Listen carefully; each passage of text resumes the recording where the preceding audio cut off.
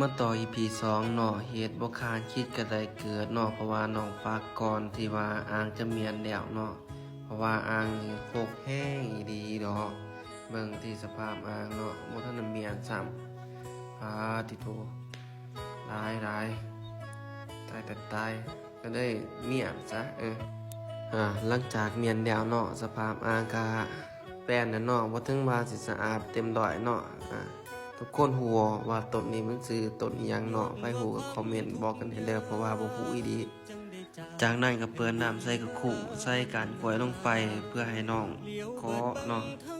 หรือว่าจับไม่ได้ใส่เอาน้องลงน้ำเนาะเพื่อนบ่ให้น้องจมน้ำนะน้องตาย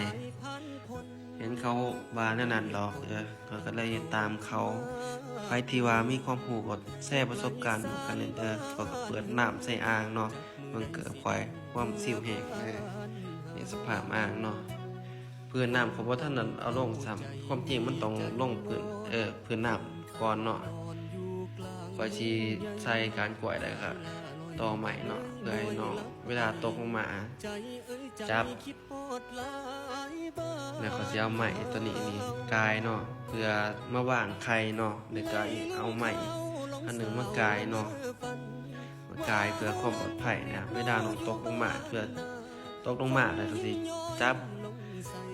ต่อใหม่แล้วก็การกล้วยน้ำที่คอยใส่ประมาณก็นิ้วหนึงนี่แหละบ่ทันได้หรอกถ้าเบิ่ง EP ต่อไปเนาะก็สิใส่พื้นน้ำมาสิรอดหรือว่าสิดวงเนาะแล้วก็ถ้าเบิ่งตอนใหญ่นำอีก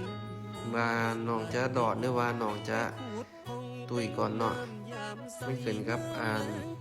เป็นหลายอย่างเพื่อเฮาก็ต้องเรียนรู้ไปอีกเนาะคนที่ว่ามีประสบการณ์ก็แชร์ความรู้ให้แน่เด้อถ้าเบิ่งคลิปต่อไปขอบใจ